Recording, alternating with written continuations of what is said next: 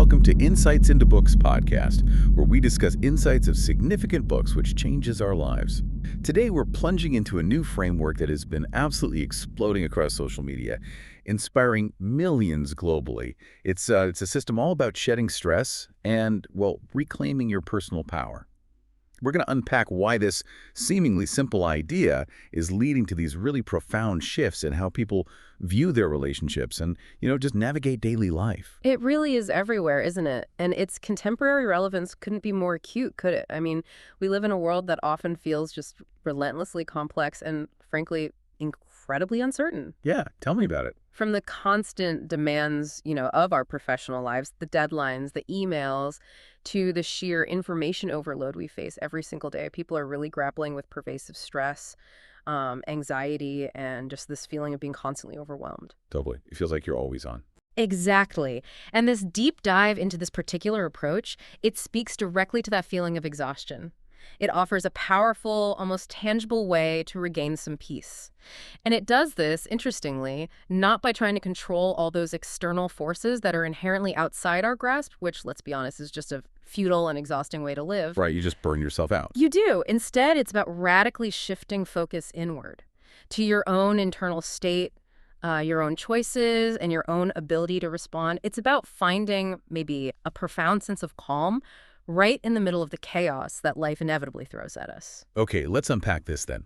Because at the heart of this incredibly influential framework are these two, remarkably simple yet really profoundly powerful concepts. Let them and let me. That's it. They truly form this kind of dual mental tool designed to bring immediate clarity and calm to your life. Mm-hmm.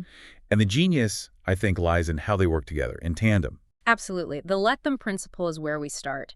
And it's fundamentally about really letting go of a profound, often exhausting, and ultimately kind of futile need to control other people. Okay. And this isn't just about their physical actions, like what they do. It extends much deeper. It goes to their thoughts, their deeply held feelings, their ingrained behaviors, their habits, and even their unspoken opinions about you or the world. Wow. Okay. So everything about them that isn't you. Pretty much. The core liberating realization here is that these elements are, just by definition, outside of your sphere of legitimate influence or control. You just can't dictate them. Mm-hmm. Think about it. How many times have you found yourself just agonizing, really tying yourself in knots over a situation that isn't actually yours to fix? Oh, constantly. Yeah. Perhaps you're feeling this deep sense of frustration because someone you deeply care about, maybe a partner or a parent, isn't supporting your dreams in the way you envisioned they would or the way you think they should. Right. Or they just don't get it. Or maybe a friend isn't texting back and you're immediately jumping to conclusions, feeling ignored, maybe even disrespected, wondering what you did wrong. Yep, been there.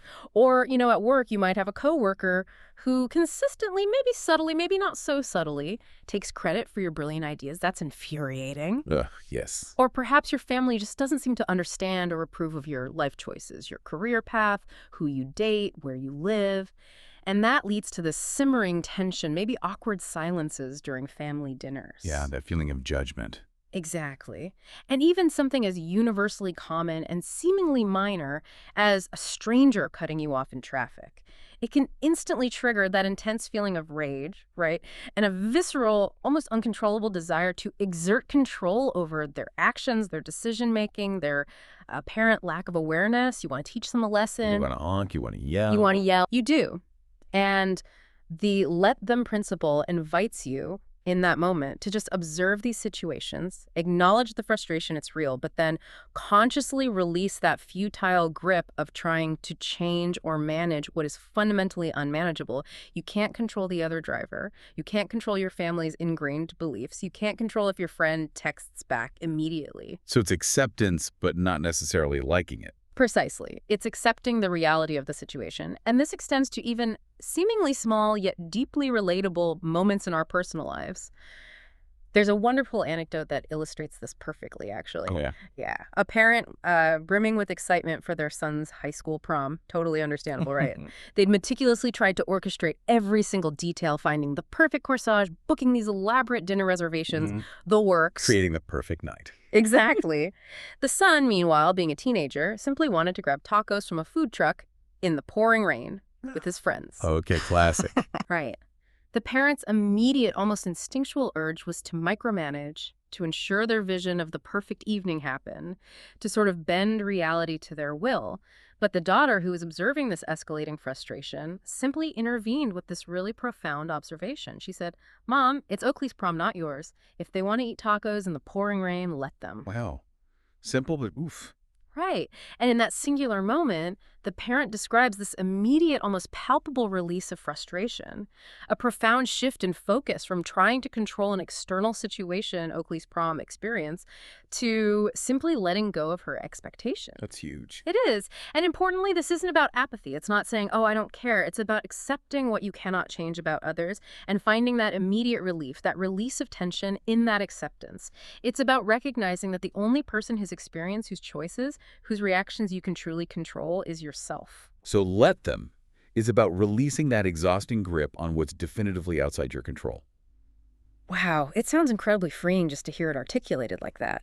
But you mentioned earlier, and this feels critical, that it's only half the equation. Absolutely critical, yes. What about the let me principle? This is where I imagine the personal power truly comes back into play, right? Where we shift from just reacting to like intentionally acting. Precisely. You've hit it exactly. Let them creates the essential space. It clears the mental fog, maybe clears the emotional clutter. But let me is what fills that space. It fills it with profound agency, with choice, with intentionality. This is where you take fierce, unwavering personal responsibility for what is entirely and unequivocally within your control. Okay, so what falls into that category? What can we control? Well, we can break this down into 3 core interlocking areas, and they're fundamental. First, your own thoughts. This is perhaps the most fundamental and honestly often the most overlooked area of personal power we possess. You get to choose the narratives you tell yourself about a situation, about other people, about yourself. The stories we tell ourselves. Exactly. You get to choose how you interpret events. Is that traffic jam a personal affront designed to ruin your day? Or is it maybe an unexpected opportunity for a moment of quiet reflection or to listen to this deep dive? Nichols, good point. You decide where you direct your mental energy. Do you ruminate endlessly on past slights, replaying arguments in your head? Or do you choose to focus on constructive solutions, on what you can do now? This isn't about, toxic positivity or ignoring reality. Right, not just pretending everything's fine. Not at all. It's about recognizing that your thoughts are not these involuntary masters that dictate your mood. They are tools you can learn to wield consciously. Okay, thoughts. What's the second area? Second, your actions.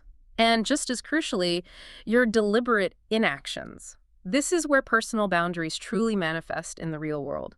Sometimes the most powerful, the most self-preserving response isn't to do something, isn't to jump in and fix it or argue back. Right. Sometimes it's to consciously choose not to engage, not to react impulsively, to purposefully remove yourself from a dynamic that feels draining or toxic. Like walking away from an argument that's going nowhere. Exactly that. Or choosing not to respond to that provocative email or social media post, even when every fiber of your being wants to fire back.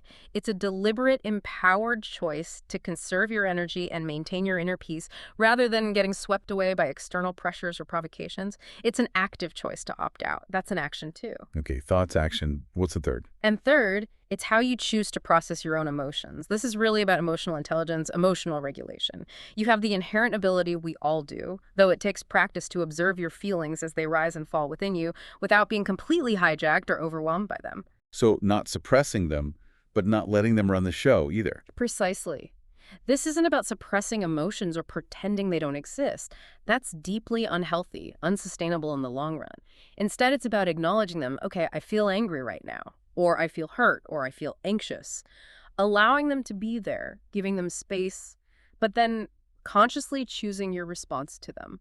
Okay, so feeling the anger, but not necessarily acting on the anger in a destructive way. Exactly. You can feel anger without lashing out. You can feel sadness without falling into despair. You can feel anxiety without spiraling into panic. It actually circles back beautifully to the literal meaning of the word responsibility. It's your ability to respond. Ah, I like that. Responsibility. Yeah, it empowers you to choose your response rather than just automatically, mindlessly reacting based on old patterns or triggered emotions. That distinction between reaction and response, that makes so much sense. It feels like a profound shift, actually. So it's not just passively accepting whatever happens.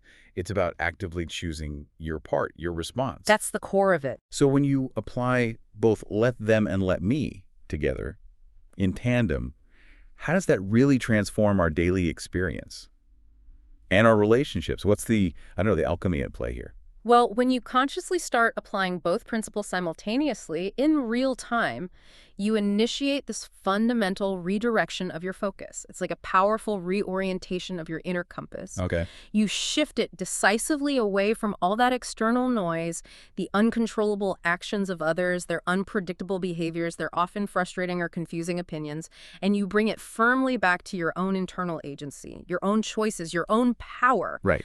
This dual framework, in essence, creates this incredibly invaluable emotional distance from difficult situations. It's almost like building a resilient mental and emotional buffer zone around yourself. An emotional buffer zone. I like the sound of that. Like a shield. Yeah, think of it like a personal force field, maybe. This buffer protects you from the, let's call it, emotional shrapnel of external chaos. All the little things that can wound you or throw you off balance during the day. And the immediate effect is significantly reducing the chronic stress that so many of us experience just living in the modern world. Which is huge. It is. And here's the interesting paradox. By ceasing to constantly micromanage or try to force-fit people into your preconceived expectations, you actually tend to foster healthier, more authentic relationships. How does that work? It sounds a bit counterintuitive. Well, think about it. You're no longer trying to bend others to your will, which is exhausting for everyone involved, right? For you and for them. Definitely. Instead, you're interacting from a place of hopefully greater acceptance and self-possession. You're grounded in yourself. And this can, counterintuitively, make others feel more at ease, more seen, and more understood around you because they don't feel that pressure to conform to your expectations. It reduces resentment, both theirs and yours, and builds a foundation for more genuine connection. The idea of an emotional buffer is incredibly appealing, especially in today's fast-paced, often chaotic world where it feels like we're constantly just bombarded by stuff. Absolutely. What are some of the other, maybe more specific transformative benefits people can genuinely expect when they truly embrace this dual framework, this let them and let me approach? Well, one of the most significant, and I think most liberating benefits is profound emotional freedom, real freedom. Emotional freedom. Tell me more. This approach effectively unhooks your happiness, your baseline peace, your overall sense of well-being from the unpredictable, often illogical, sometimes hurtful behavior of other people. We're often, maybe unconsciously, trained by society, maybe by our upbringing, to seek validation and peace from external sources. Yeah, like needing your boss's approval or your partner to always be happy. Exactly. Or needing a colleague's approval on a project or a friend's consistent presence to feel okay. Or even just needing strangers on the road to drive correctly so you don't get upset. But Let Them offers this profound insight. True emotional freedom lies in recognizing that your internal state, your inner world, is the only territory you truly command. Okay. So imagine a scenario. Maybe a colleague is consistently rude or dismissive or even condescending. Or maybe a situation at work is incredibly frustrating due to bureaucracy or inefficiency. The old pattern, for many of us, would be to let their rudeness just derail your entire day. Oh, yeah. You'd stew on it. You'd stew on it, internalize it as a personal attack, perhaps, or allow the frustration about the situation to just consume your thoughts for hours.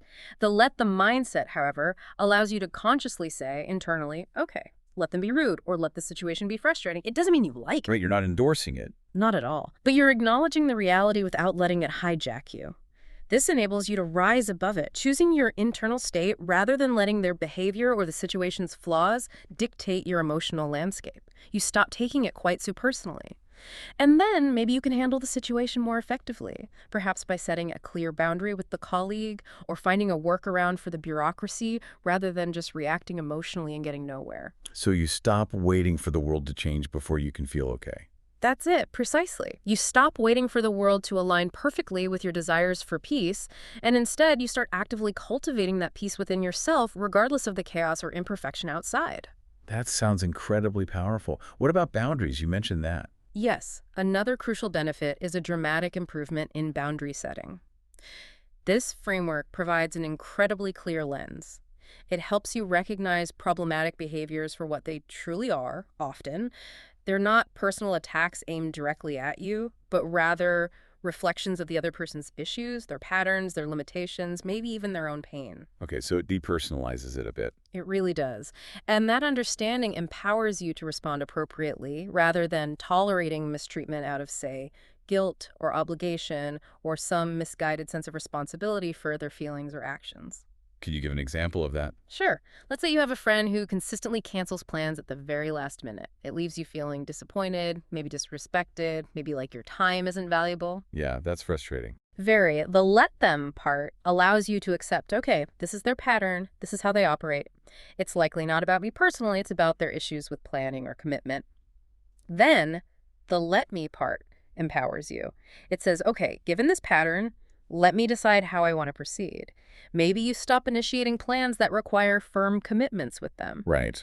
Or maybe you suggest a different, less commitment-heavy type of interaction, like, hey, let's grab a spontaneous coffee sometime this week if we're both free, instead of booking a dinner reservation 2 weeks out. You're not doing it out of anger or punishment. You're just adjusting based on reality. You're adjusting your behavior based on their demonstrated patterns. You're protecting your own time and energy. Okay, that makes sense. What about at work?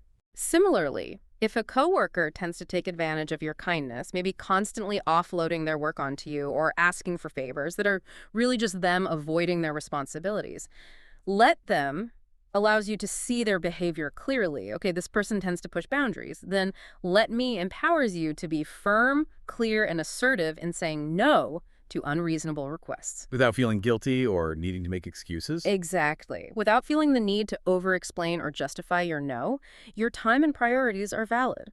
Or let's take a romantic relationship. If a partner consistently dismisses your feelings, downplays your concerns, or refuses to engage in meaningful communication about issues, That's a tough one. it is. Let them show you who they truly are through their actions, through these consistent patterns, not just their words of apology or promises to change. And then let me enables you to step back, reassess the relationship dynamics with clear eyes, and decide what proactive action you need to take for your own well-being and self-respect. So that could mean having a difficult conversation. It could mean initiating a difficult conversation about the impact of their behavior. It might mean suggesting couples therapy. Or ultimately, it might mean choosing to leave the relationship if your core needs are consistently unmet and dismissed. The point is, this isn't about ignoring hurtful behavior or becoming a doormat. It's about knowing when to speak up, when to adjust your expectations based on reality, and critically, when to remove yourself from the situation entirely for your own health. That makes perfect sense. It's really about taking action that aligns with your self-respect or your values, rather than Yes. just, silently fuming or desperately trying to change someone who clearly doesn't want to change or maybe isn't capable of it right now. Exactly. That's the agency piece. What about how we view ourselves in all this? How does this framework contribute to increased self-awareness and maybe a stronger sense of personal agency, like you said? Well, when you consciously release that need to control others and also the need to seek their approval, a vast amount of mental and emotional space just opens up. It's like decluttering your mind. And naturally, the focus shifts. It shifts back to your personal choices, your individual growth, your authentic self. This framework really empowers individuals to truly live authentically from the inside out, rather than constantly performing a version of their life for others. Performing. That's an interesting way to put it. Think about it. So many of us, often without even realizing it, are constantly worried about managing people's perceptions of us. Are we likable enough? Successful enough? Are we meeting the expectations of our family, our friends, our colleagues, society, even those random strangers on social media?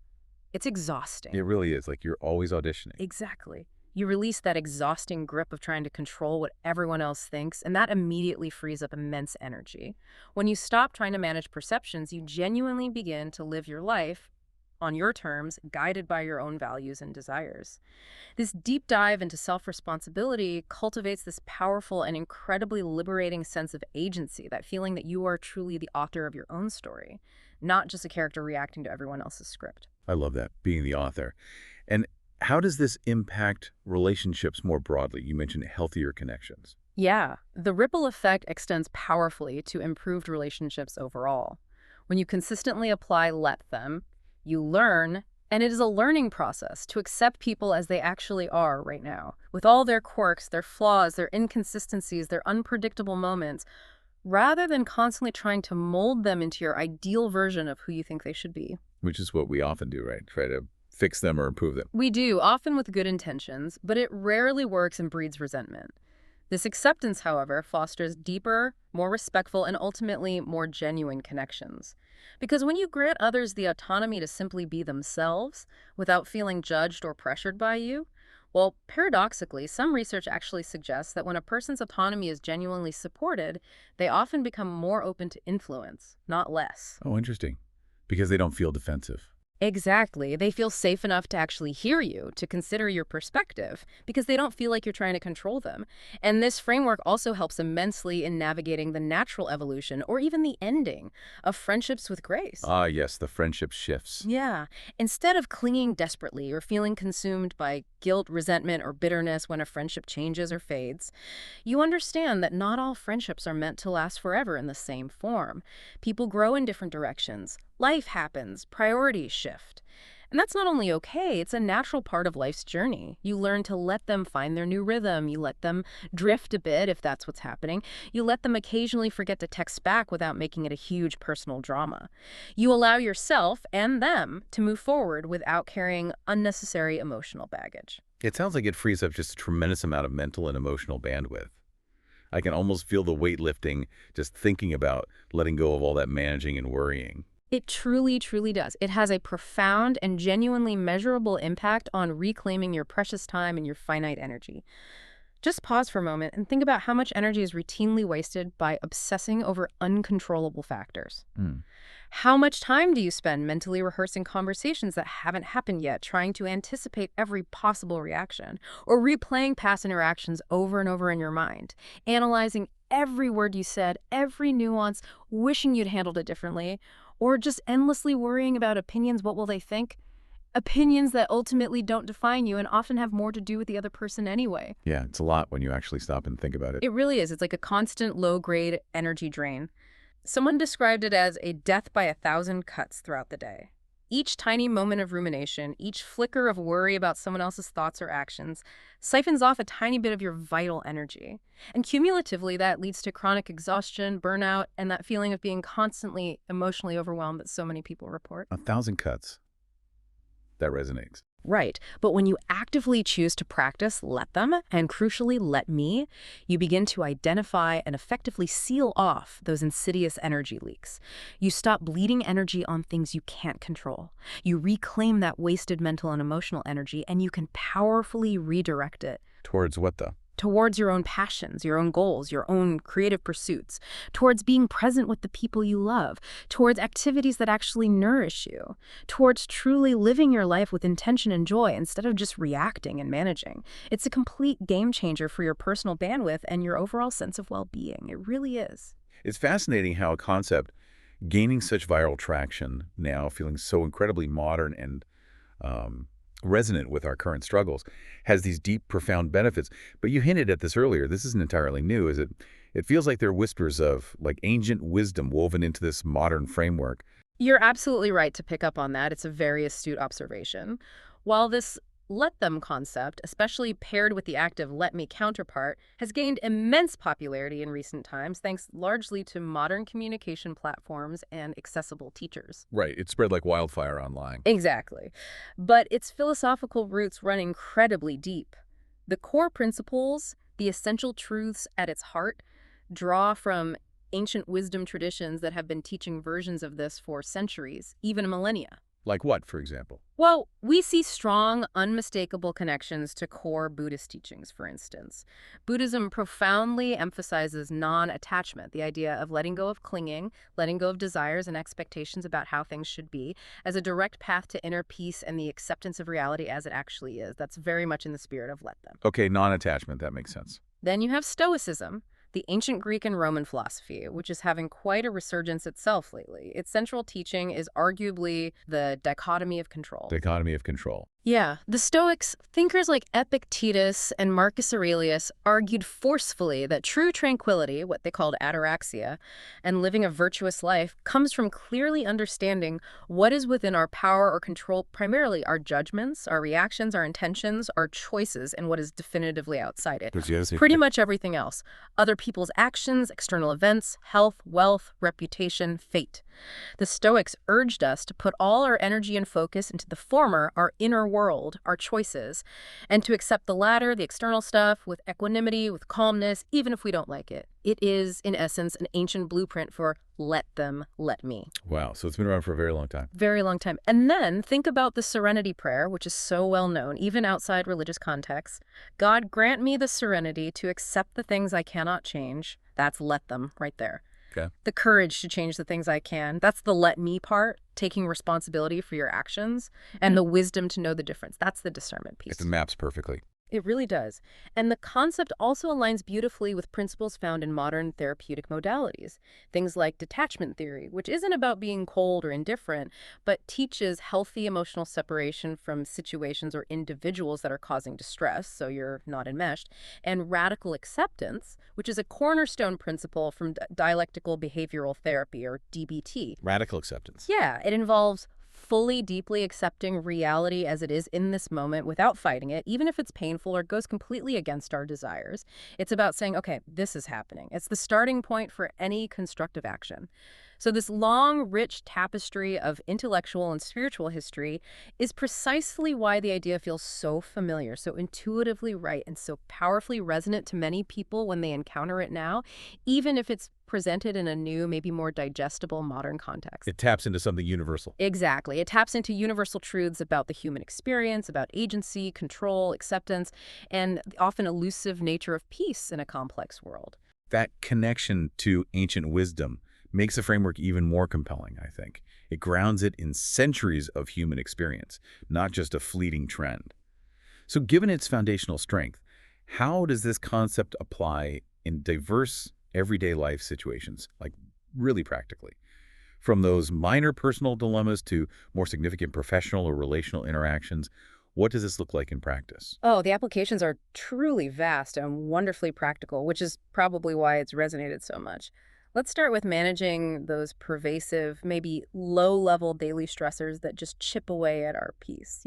Yeah, the little annoyances that add up. Exactly. We've all been there, stuck in an interminable grocery store line when you're in a hurry, caught in an unexpected traffic delay when you're already running late for an important meeting, facing a frustrating flight delay that throws your meticulously planned travel itinerary completely into disarray. Ugh, yes, instant stress. Instant stress.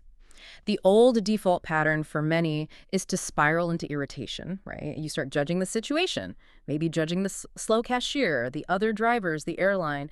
Perhaps you even internalize it, feeling like the universe is personally conspiring against you today. And you let anxiety or anger just take over your entire mood. Yep.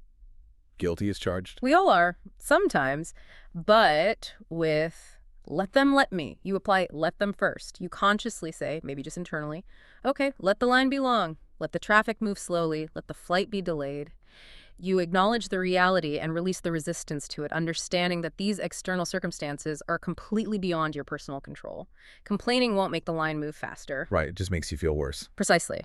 Then immediately, let me prompts you to consciously choose a productive or peaceful response within that moment of waiting or delay. What can you control? Your attention, your thoughts, your actions right now. So what could that look like? Well, perhaps you use that unexpected extra time in line to call a loved one you've been meaning to connect with. Or maybe you use the traffic jam to practice some mindful breathing, or really listen to the music or the deep dive you're hearing. Okay. Maybe you use the flight delay to catch up on emails, read a book, or simply observe your surroundings without judgment, practicing presence. Or if it's, say, a frustrating tech glitch stopping you from working, instead of raging at the machine, you calmly try troubleshooting. Or you decide, okay, I can't do task A right now. Let me pivot and do task B instead.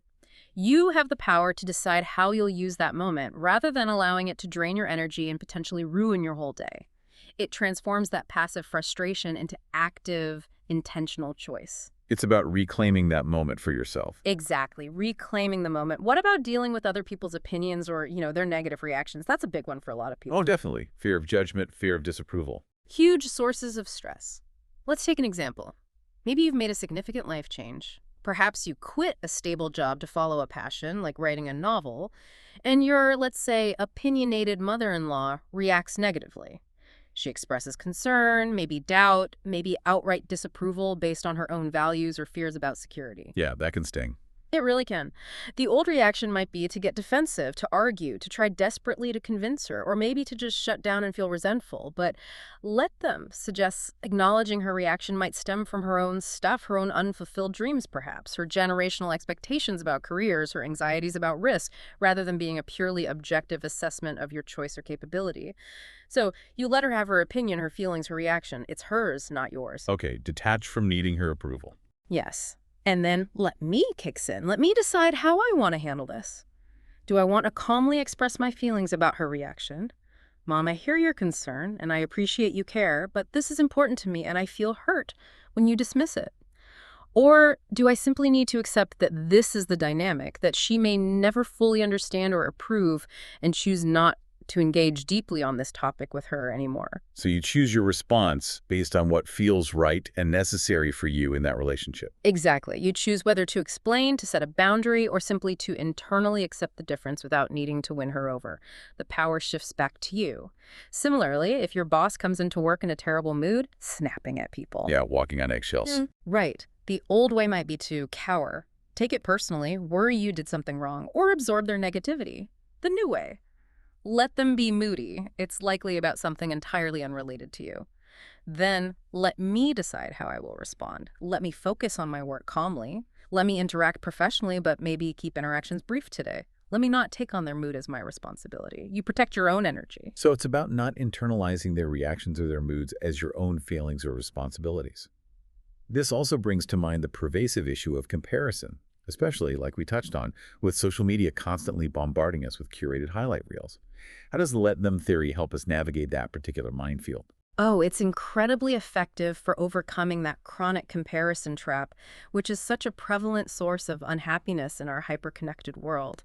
It really is. When you see someone else's apparent success, maybe a friend posting about their fancy new luxury car, or a colleague launching a wildly successful podcast that you secretly wish you'd started, or even just a stranger on Instagram showcasing a seemingly perfect life, perfect family, perfect vacation. Yeah, it can trigger that immediate less than feeling. It absolutely can. It often triggers those familiar, uncomfortable feelings of inadequacy, of being less than, or of somehow missing out. The immediate, almost automatic reaction for many is to start comparing your own progress, your own life, your own worth against their perceived wins. And it's usually a losing game because you're comparing your messy reality to their curated highlight reel. So true. The theory suggests powerfully, let them be successful. Let them have the car. Let them launch the podcast. Let them have the great vacation photos. And crucially, it helps reorient your perspective to understand that things like happiness, love, abundance, success, they are not finite resources that we're all fighting over a limited pie of. The limitless supply idea. Exactly. They're in limitless supply. Someone else's win, someone else's success doesn't diminish your potential one bit. It doesn't take away from your own capacity for success or happiness. In fact, if you can shift your mindset, their success can actually serve as an inspiring formula to follow, perhaps, a blueprint, evidence of what's possible, rather than seeing it as a personal loss or something to be jealous or resentful of. So instead of competition, it's inspiration. Potentially, yes. You stop playing against people in this imaginary zero-sum game in your head, and instead you start seeing their achievements maybe as evidence of what's possible in the world.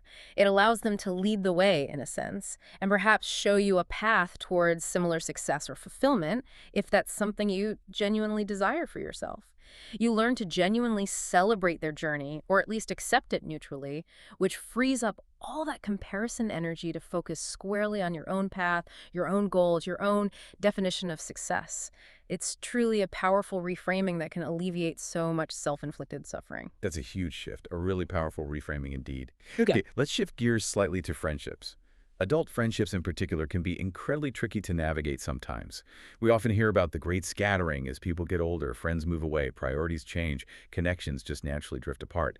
How does this framework help us navigate that inevitable evolution, or sometimes sadly, the fading of those important connections? Ugh, the great scattering.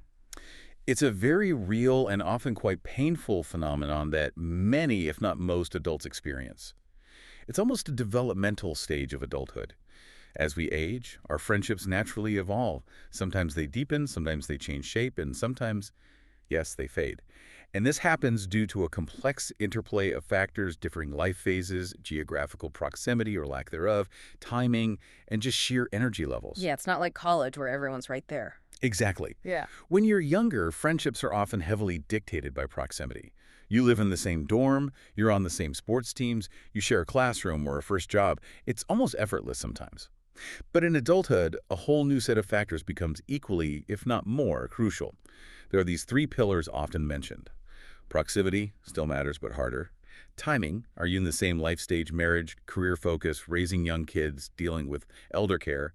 And energy. Yeah, energy in the sense of shared interests, maybe shared values now, like sobriety, political views, lifestyle choices, and also just the fundamental mental and emotional bandwidth you have for socializing amidst all the other demands of adult life. Right. Sometimes you just don't have anything left to give. Precisely. So, let them becomes incredibly helpful here. It helps you accept the natural evolution or even the gentle fading of friendships with more grace and less personal angst.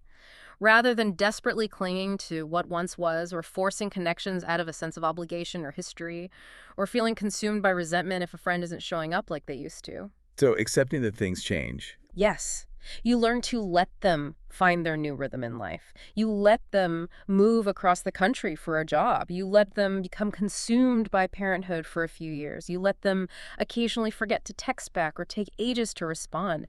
You start to understand, hopefully, that their changing behavior might be due to their life circumstances changing, their capacity being lower right now, or their priorities simply shifting in this season of their life. It's often not a personal rejection of you. Detaching it from your own worth again. Exactly. You recognize that you can't control these external factors, proximity, timing, their energy levels that inevitably shift the dynamics of friendships over time. This acceptance allows you to release the guilt or the bitterness or the hurt feelings that often accompany these changes. Okay, so that's the let them. What's the let me for friendships? The let me aspect then becomes absolutely vital because it's not just about passively watching friendships fade. Let me is about taking active responsibility for the social connections you desire and need now. It's crucial for building new friendships that align with your current life, your current interests, your current location, or for intentionally nurturing the existing ones that genuinely resonate and feel reciprocal. So being proactive. Totally proactive. It's about taking initiative. It means let me reach out, let me invite people over or suggest meeting up. Let me be consistent in my efforts, even if it feels vulnerable. It's about leading with kindness, offering support when you can, asking questions, showing genuine interest. And crucially, it's about let me be vulnerable and authentic in my interactions, sharing my real self, not just a curated version. That's how real connection is built. It takes effort. It does take effort in adulthood. And you also realize with the let me mindset that you can reach out to old friends too. Don't assume the conviction is dead just because you haven't talked in a while. Some research actually shows that receiving a surprise text or call out of the blue from someone you haven't heard from in a long time brings immense joy to the recipient. Often that connection is still very much there, just lying dormant, waiting to be rekindled with a simple, hey, thinking of you. That's hopeful. It is. So the let me is about taking responsibility for creating and maintaining the social fabric you desire in your life, building it from a place of genuine intention and effort, not waiting passively or feeling resentful. This sounds like a profoundly healthy way to approach relationships, focusing on acceptance and your own actions, without constantly trying to fix or save others. But what about those really challenging situations when we genuinely want to motivate someone we care about to change? Especially if they seem stuck in self-destructive patterns or making choices that genuinely concern us, like family members or close friends. How does let them apply there without just becoming passive or enabling? That feels like a fine line. It is a fine line, and this is where the critical distinction between control and influence comes sharply into play. And honestly, it's a tough but incredibly essential lesson for healthy relationships and our own sanity. You absolutely cannot control another person's motivation. You can't control their choices, their desire to change, or their actions, especially when it comes to ingrained habits or deep-seated issues. Right, you can lead a horse to water. Exactly. Trying to force change, trying to manipulate them, even subtly, into your desired behavior almost always backfires in the long run. Why? Because it bumps up directly against their own hardwired, fundamental human need for autonomy and control over their own lives. They'll resist, consciously or unconsciously. Makes sense. People don't like being told what to do. Pretty much.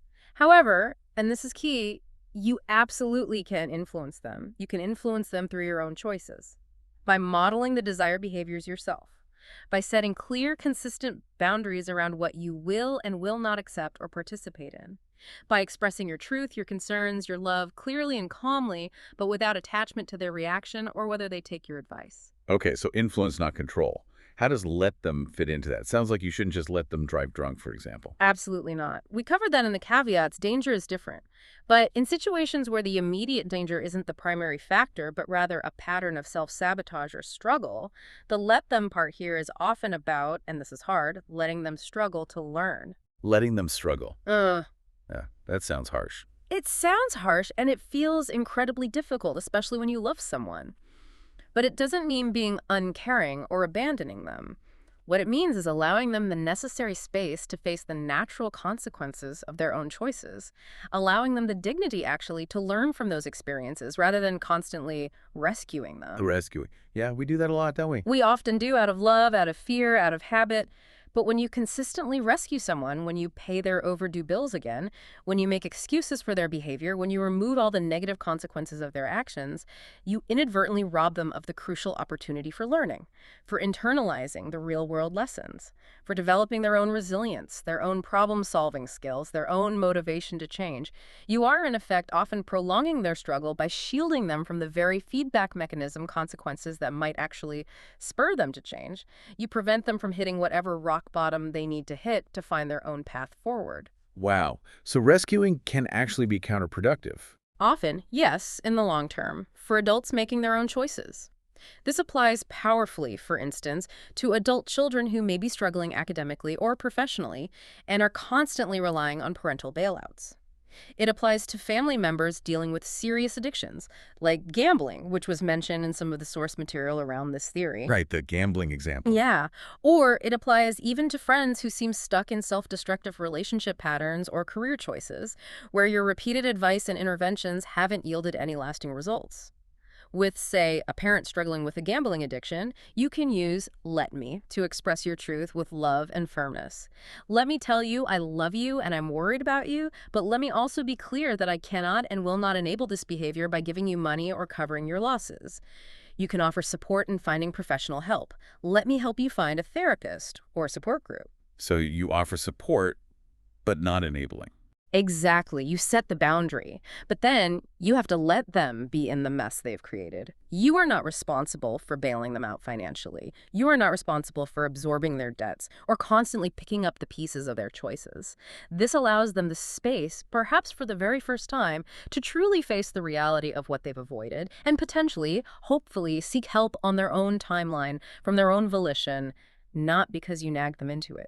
So you offer support, you express your boundaries clearly, and then you step back. You step back and let them navigate their own journey, make their own choices, face their own consequences. It's a profound act of faith. In a way, faith in their capacity to eventually learn and change, even if it's incredibly difficult and painful to witness their struggle in the meantime. It requires detaching with love. That's a tough but incredibly important distinction, especially when love and deep concern are involved. Okay. How about romantic relationships? That's often where the desire for control, or maybe the intense need to be perfectly understood, can be even more incredibly intense and emotionally charged. How does the theory apply there? You're right. Romantic relationships are often the ultimate crucible for applying this theory. Precisely because our emotional investment is typically so high, the stakes feel enormous.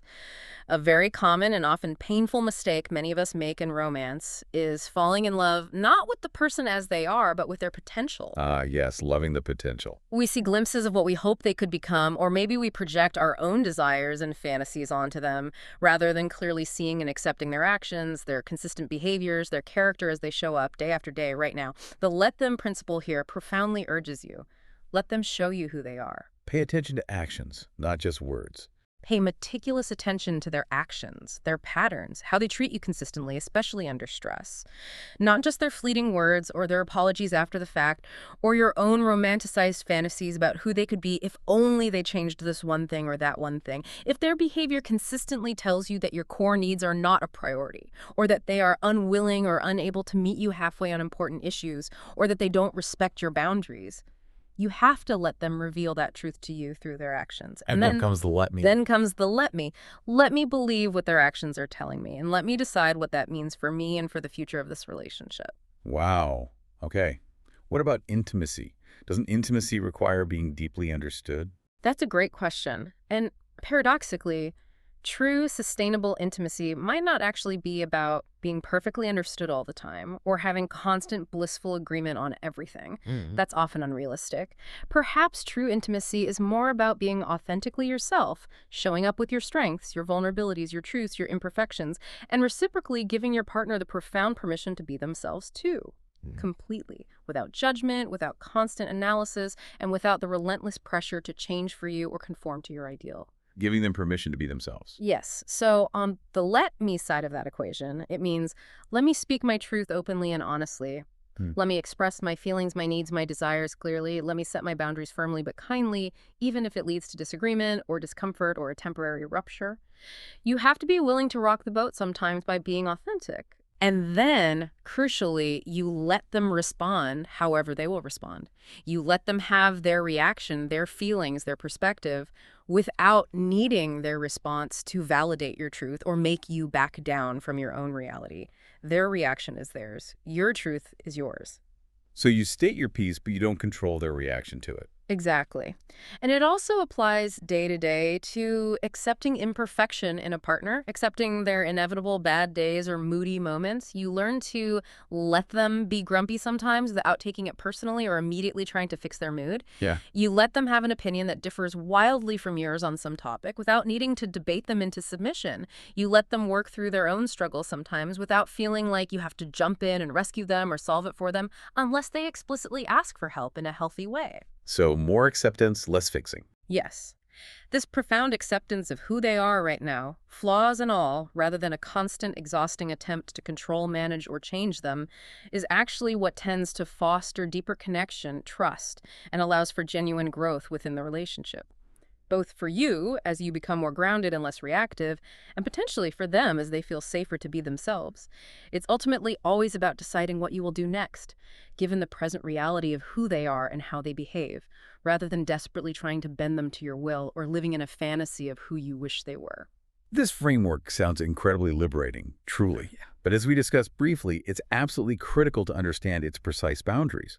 Where does letting them definitively not apply? When is it simply not the answer and, in fact, becomes dangerous, irresponsible, or even unethical? Yes, this is a crucial clarification, and it's absolutely imperative that everyone hearing this understands this clearly. The let them theory is categorically not about passive resignation to all circumstances. It is not a license for apathy or indifference, especially when harm, danger, or serious ethical breaches are involved. It explicitly does not apply to situations involving Okay, number one. danger or abuse. This is absolutely non-negotiable. If you or someone else, especially a child or vulnerable adult, is facing physical harm, emotional abuse, sexual abuse, or persistent violation of boundaries that crosses into abuse territory, or if someone is exhibiting severe self-destructive habits that pose an immediate and serious threat, like chronic substance abuse leading to dangerous behavior, clear suicidal ideation with intent, or perhaps infidelity that fundamentally breaks trust and causes deep ongoing emotional harm, the response is absolutely not to simply let them. Right. That would be negligent. Completely. In these critical cases, intervention is necessary. Setting firm, non-negotiable boundaries is crucial. Seeking professional support, whether that's therapy for yourself, legal counsel, contacting domestic violence hotlines involving child protective services, or even law enforcement if necessary, and ensuring your safety and the safety of any vulnerable individuals involved are paramount. For example, as we said, if a friend is clearly intoxicated and attempting to drive, you do not let them. You intervene. You take their keys. You call them a cab. If a partner is physically abusive, you do not let them. You prioritize your safety, seek help from trusted sources, and formulate a plan to leave safely. There's no let them when safety is compromised. Okay, safety first, always. What else? Similarly, the theory does not suggest tolerating discrimination or injustice. You don't passively let someone engage in racist, sexist, homophobic, or other discriminatory behavior without challenge, especially if you are in a position to safely do so or advocate for change. You don't let people violate fundamental human rights or engage in clearly harmful or illegal behavior that impacts others. So it's not about ignoring injustice. Not at all. The framework's primary focus, its intended domain, is on improving individual agency and well-being within one's personal sphere of control, specifically in navigating the complexities of interpersonal adult relationships and managing everyday stressors. It is not designed to be a blanket solution for ignoring broader societal issues, systemic inequalities, or passively accepting harm to oneself or others. And definitely not for parenting children. Right? Absolutely. It's crucial to state that this theory is primarily designed for adult-to-adult relationships. It is generally not applicable to the fundamental responsibilities of parenting minor children, where a parent's duty involves active protection, guidance, setting age-appropriate boundaries, and intervening when safety or well-being is at risk. You don't let a toddler run into the street or let a teenager engage in seriously dangerous activities without intervention. The dynamic of responsibility is entirely different. So know the context, know the limits. Precisely. It's about knowing when to step back and practice acceptance, let them. When to step up and take action based on your values, let me. And when, for your own well-being or the well-being of others, you need to intervene, set hard limits, or walk away entirely. The framework teaches what you can't control, freeing you to focus your energy effectively on what you can, but never, ever at the expense of safety, core values, or justice. That's a vital and incredibly important distinction, ensuring this potentially powerful tool is used wisely and ethically. So it's clearly not about apathy or indifference. Given all we've discussed, the power, the benefits, the roots, the applications, the critical caveats, how do we actually do this? How do we integrate this mindset into our daily lives? What are the practical, actionable steps for applying this framework consistently, moving it from an interesting concept we heard about to a lived reality? That's the key question, isn't it? Moving from theory to practice. It really boils down to a three-step implementation process. And like any new skill or mindset shift, it requires conscious effort and consistent practice, especially at first. But over time, it can gradually become a more automatic default setting, transforming your habitual reactions. Okay, step one. Step one is catch yourself. This is all about developing a keen, almost microscopic awareness in the moment. Awareness of when you're caught in that familiar trap of trying to control other people, their actions, their feelings, their choices. Or just as commonly, when you're instinctively seeking their approval or validation, you need to become a detective of your own mind and body. What are the clues? What should we look for? Look for your personal internal signals. Are you mentally rehearsing conversations that haven't even happened yet, trying to script not just your part, but their part too? Are you replaying past interactions over and over in your mind, analyzing how you came across, wishing you'd said something different, feeling regret or embarrassment? Notice your body. Do you feel a familiar physical tension creeping in, maybe tight shoulders, a knot in your stomach, clenched jaw? Do you feel a sudden surge of anxiety when you think about a particular social situation or interacting with a difficult person? Or is that repetitive, insidious thought pattern running on a loop in the background? What will they think of me? Did I accept them? How can I make them understand? When you notice these patterns, the mental churning, the physical tension, the approval-seeking thoughts, that's your cue. Okay, so recognize the pattern. Then what? Well, even before you analyze it, just interrupt it. You can use a simple, quick physical gesture, something subtle, maybe snapping your fingers quietly or lightly tapping your thumb and forefinger together or pressing your feet firmly into the floor, or even just a silent internal phrase like stop or release. This physical act helps to momentarily break the mental loop, bringing you back to the present moment. Okay, interrupt the loop, then step two. Step two, once you've caught yourself and interrupted the spiral, is to name the truth. Acknowledge precisely what's happening internally. You can do this silently in your own mind. Or if you're alone, it can be powerful to even say it quietly aloud. Okay, I'm worrying about what they think right now, and I know I can't control that. Or, there I go again, trying to fix something that isn't mine to fix. Or, I'm feeling responsible for their mood, and that's not my job. Just acknowledging it. Just acknowledging it. And the absolute key here is to name the pattern without judgment. This is crucial. Don't beat yourself up for caring what others think or for falling into old habits. Recognize it compassionately as a normal human tendency, perhaps a deeply ingrained one, that you are now actively, consciously working to rebalance. This simple, non-judgmental acknowledgement creates an immediate psychological separation. It's like stepping back and observing the thought or feeling, there's the worry cloud, rather than being completely swept up and identified with it. Okay, catch yourself, name the truth without judgment. What's step 3? And finally, the most powerful part, step 3, redirect your focus. This is the active, empowering let me component in action. Consciously, deliberately, intentionally redirect your attention, your precious mental energy, and your focus to what is unequivocally within your control in this situation. How do you figure that out in the moment? Ask yourself 3 crucial questions. First, what matters to ME in this specific situation? What are my core values here? E.g., honesty, kindness, efficiency, peace. Second, what do I want to express, create, or contribute in this moment, regardless of how others might react? E.g., speak my truth, offer help, stay calm, focus on my task. And third, what is one small, tangible action that aligns with my values and my intention that I can take right now? One small action. Just one. It doesn't have to be monumental. Then, crucially, take that one small action. This might be expressing an opinion calmly and clearly, even if your voice shakes a little. It might be setting a clear boundary. I can't help with that right now, but I can do X. It might be sending that email or text you've been procrastinating because you were worried about the response. It might simply be turning your attention fully back to the task you're doing before the approval-seeking thoughts or the urge to control interrupted you, and doing it with full presence and intention. Let me focus on writing this report. Let me enjoy my coffee. So putting back to your own agency. Exactly. It grounds you back in your own power, your own choices, your own life. And to aid this process, especially when you're starting out, it can be really helpful to use external reminders. Put sticky notes on your bathroom mirror or computer screen. Let them let me. Choose a specific phone background or lock screen image that reminds you to release control. Wear a simple bracelet or ring that you can touch as a physical anchor to practice the 3 steps. Over time, with consistent application catching, naming, redirecting it, moves from being a conscious, sometimes effortful exercise to a much more automatic, natural, and incredibly empowering response. You literally begin to rewire your brain for greater peace and agency. That 3-step process, catch, name, redirect, seems like a really clear, actionable pathway to feeling more empowered and less burdened by things outside our control.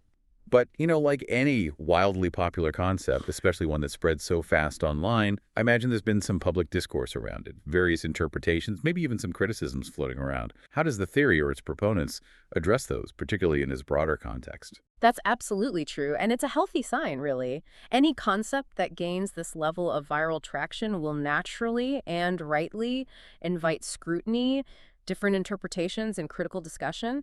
That's how ideas get refined and understood better. So what are some of the common points people raise? Well, one common critique you might hear, sometimes from people who engage deeply with the material, is that they find the core concept somewhat repetitive. They might feel the central idea of let them, let me, could be condensed into a much shorter format, like an article or a brief talk, rather than, say, a full book or extensive programs. Okay, the repetition point. Yes. However, the proponents, including the author who popularized this specific framing, often counter this by arguing that this very repetition is intentional and actually beneficial. The argument is that repetition is key for learning and integration, especially for concepts that require shifting deeply ingrained habits of thought and behavior. The idea isn't just to understand it intellectually in one sitting, but to deeply ingrain it into your daily habits so you can apply it reflexively in any moment of stress or conflict. It's designed less for a one-time intellectual download and more for ongoing daily practice. Makes sense. What else comes up? There's also been considerable discussion, particularly online, around the concept's originality and the issue of proper credit. As we touched upon with the philosophical roots, critics have sometimes claimed it's simply a repackaging or rebranding of ancient philosophies like Stoicism or Buddhism, or borrowing heavily from established psychological principles like those in the Serenity Prayer, detachment theory, or radical acceptance, without always explicitly detailing the lineage in every piece of content. Right, the feeling that it's not new. Exactly. The author herself, Mel Robbins in this case, has openly acknowledged these varied and profound influences in interviews and writings. She often states explicitly that the power of the let them and let me framework is precisely because it feels familiar and resonates universally, because it does draw from these long-standing wisdom traditions and psychological truths that have resonated with humanity for centuries. The framing aims to bring these timeless truths into a modern, accessible, and actionable context for a wide audience. And wasn't there something about a poem? Yes, there has also been some public discussion, again mostly in online communities, regarding the origins of the specific viral phrase, let them. Some have linked its recent surge in popularization partly to a poem by Cassie B. Phillips that went viral around 2022, which uses the phrase repeatedly in a similar context of acceptance. This is part of the broader ongoing conversation about how ideas evolve, spread, and sometimes get attributed in the digital age. It's just important, I think, to be aware that these discussions about the theory's foundations and phrasing exist in the public discourse, highlighting the complex ways ideas develop and intersect over time. Okay. Another point sometimes raised about self-help concepts is privilege. Does that come up here? Yes, that's another important point that gets raised, and it's a valid concern often voiced, particularly by those navigating significant systemic challenges or injustices. Some argue that the theory, or perhaps the way it's sometimes presented, might seem privileged or potentially out of touch for individuals facing situations like systemic racism, poverty, discrimination, or other dire circumstances where simply letting them seems insufficient, inappropriate, or even deeply insensitive. How is that addressed? The crucial counterargument here, which really bears repeating and understanding clearly, goes back to the theory's intended scope and focus. It remains squarely focused on enhancing individual agency within one's own personal sphere of control. It is fundamentally about managing your internal state, your thoughts, emotions, reactions, and your responses to external events and other people's actions within your immediate relational world. It's not designed or intended to be a strategy for ignoring broader societal issues, denying the reality of discrimination, or passively accepting harm or injustice, as we covered thoroughly in the caveats. So it's about personal resilience, not social change, necessarily. Exactly. It empowers individuals to reclaim their personal power and build resilience, primarily in the realm of navigating interpersonal adult relationships and managing everyday personal challenges. It's not presented as a tool for addressing large-scale societal problems or systemic inequities, where collective action, advocacy, systemic change, and often external intervention are clearly necessary and vital. The theory's primary design is for fostering personal peace and effectiveness in everyday life, within the boundaries of what one person can realistically influence, which is mostly themselves. It's clear that language matters quite a bit here, and it's good to address those nuances directly. The very word let itself. For some people, could that imply a sense of having authority or control in the first place, even though the whole intention behind the framework is clearly about release and acceptance? Is that a subtle but maybe important point for mindful application? It absolutely is. That's a very subtle, quite important linguistic nuance to be aware of when you're internalizing and applying this framework.